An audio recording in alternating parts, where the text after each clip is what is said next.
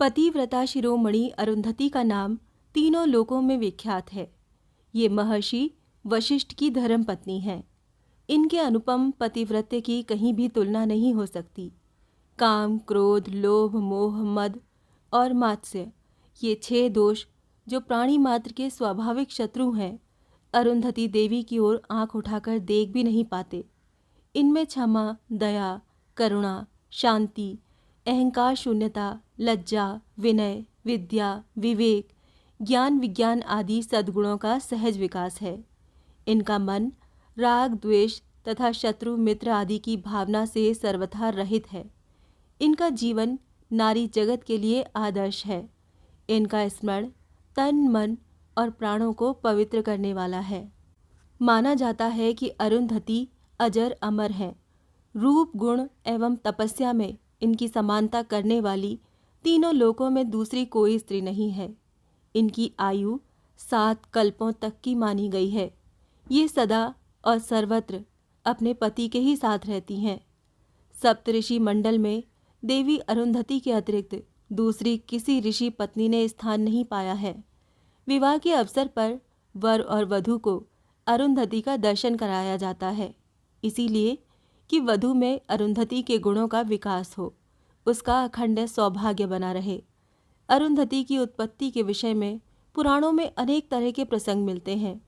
कहीं तो इन्हें दक्ष प्रजापति की कन्या बतलाया गया है और कहीं इनकी उत्पत्ति महर्षि मेधातिथि के यज्ञ में अग्निकुंड से हुई बताई गई है।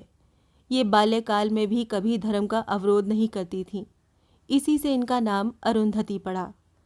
चंद्रभागा के तट पर महर्षि मेधातिथि का तापसारण्य नामक आश्रम था। उसी में कुमारी अरुंधति का लालन पालन हुआ। अपनी 5 वर्ष की छोटी अवस्था में ही इन्होंने अपने सद्गुणों से संपूर्ण तापसारण्य को पवित्र कर दिया। एक दिन अरुंधति जब अपने पिता मेधातिथि के पास ही बालकोचित खेलकूद में लगी थीं, उसी समय स्वयं ब्रह्मा जी उनके आश्रम पर पधारे।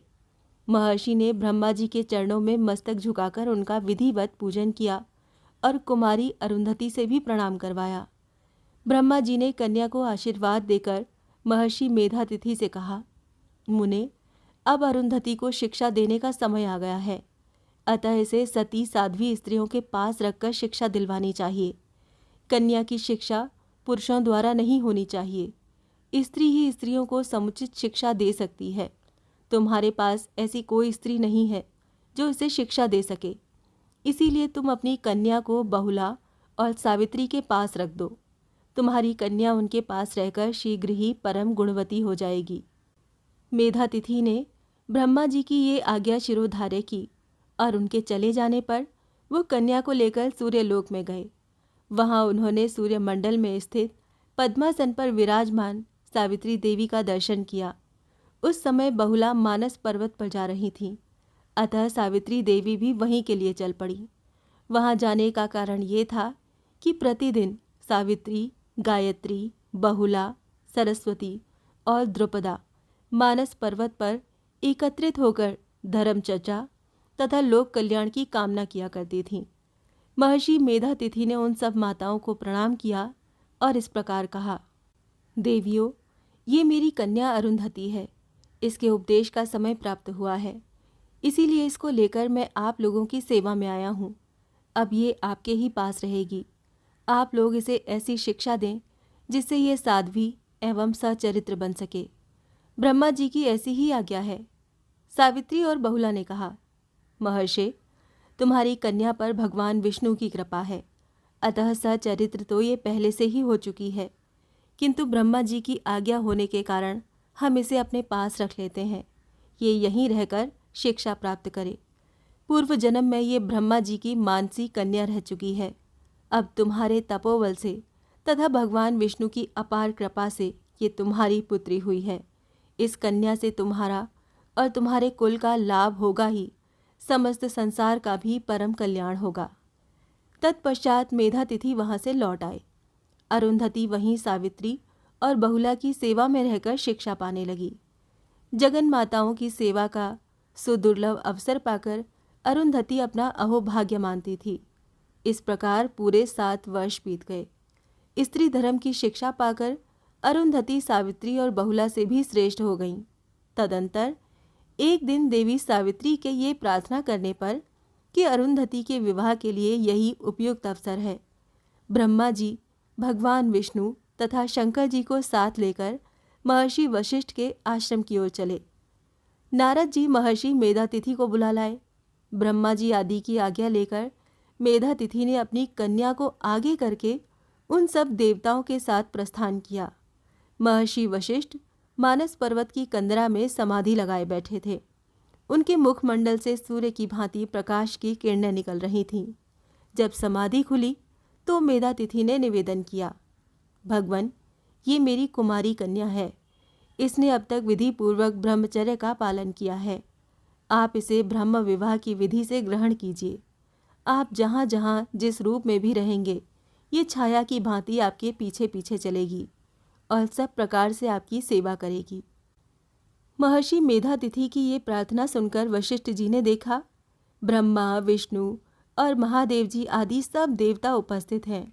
उन्होंने तपोबल से भावी बातों को जान लिया और अरुंधति का पाणी ग्रहण किया।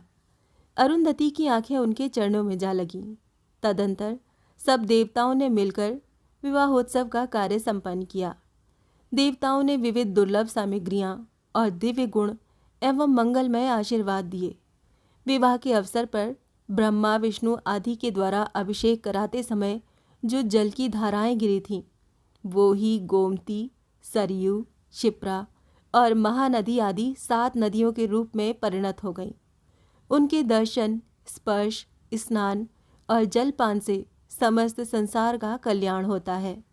विवाह के बाद महर्षि वशिष्ठ जी ने अपनी धर्मपत्नी के साथ ब्रह्मा जी के दिए हुए विमान में बैठकर इच्छानुसार देवभूमियों में विचरण करते फिरे।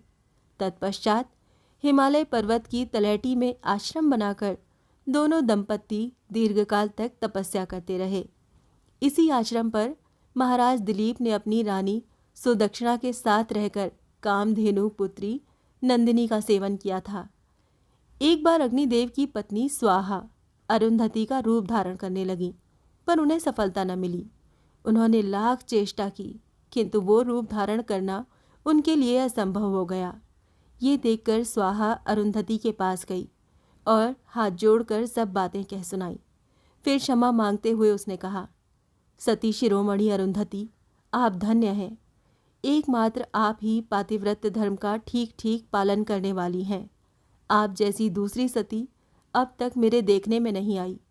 जो कन्याएं विवाह के समय पूर्णतया एकाग्र चित्त हो ब्राह्मण और अग्नि के समक्ष पति का हाथ पकड़ते समय आपका स्मरण करेंगी, उन्हें सुख, धन, अखंड सौभाग्य तथा पुत्र की प्राप्ति होगी। मैंने आपके रूप को धारण करने का जो असफल दुस्साहस किया है, उसके लिए आप क्षमा करें। एक बार स्त्रियों के पातिव्रत्य धर्म की जिज्ञासा से सूर्य, इंद्र और अग्नि तीनों देवता अरुंधति के पास गए। उस समय वो घड़े में जल लाने के लिए जा रही थीं। देवताओं को देखकर अरुंधति ने अपना घड़ा एक किनारे शुद्ध भूमि पर रख दिया और तीनों देवताओं की परिक्रमा करके उन्हें प्रणाम किया। फिर पूछा, आप लोग किस कार्य से यहाँ पधारे हैं? कृपा करके बताएं। देवता बोले, हमारे मन में एक प्रश्न उठा है, जिसका निर्णय कराने के लिए हम आपके पास आए हैं। अरुंधति बोली, आप थोड़ी देर यहाँ आश्रम पर विश्राम करें, तब तक मैं ये घड़ा भर के लाती हूँ। उसके बाद आपका प्रश्न सुनूंगी और यथाशक्ति उत्तर भी दूंगी। तब सूर्य आदि देवताओं ने कहा, देवी, हम अपने प्रभाव से इस घड़े को भर देते हैं। सूर्य देव ने सारी शक्ति लगा दी, किंतु वो घड़े को 1/4 से अधिक न भर सके। इंद्र और अग्नि ने भी संपूर्ण शक्ति लगाकर केवल 1/4 भाग भरा। इस प्रकार घड़े का 3 भाग भर गया। बाकी चतुर्थ भाग वो तीनों मिलकर भी न भर सके। तब अरुंधति ने सती धर्म का वर्णन किया और उसकी महिमा से घड़े का 4था भाग स्वयं भर गया। देवताओं को अपने प्रश्न का उत्तर मिल गया और वो अरुंधति के चरणों में मस्तक झुकाकर अपने अपने लोक चले गए। अरुंधति की महिमा का वर्णन सर्वत्र मिलता है। भारतवर्ष के विभिन्न भागों में वशिष्ठ और अरुंधति के आश्रम हैं। वशिष्ठ जी सूर्यवंशी राजाओं के एकमात्र गुरु रहे हैं, अतः अयोध्या में भी इनका आश्रम है अरुंधति जी ने अपने पति के साथ अयोध्यापुरी को भी दीर्घकाल तक सुशोभित किया है। सीता जैसी सती शिरोमणि ने जिनके चरणों की वंदना की है, उन अरुंधति देवी के सौभाग्य की सराहना कौन नहीं करेगा। आज भी वो सप्तऋषि मंडल में रहकर अपने पतिव्रत्य के तेज से प्रकाशित हो रही हैं।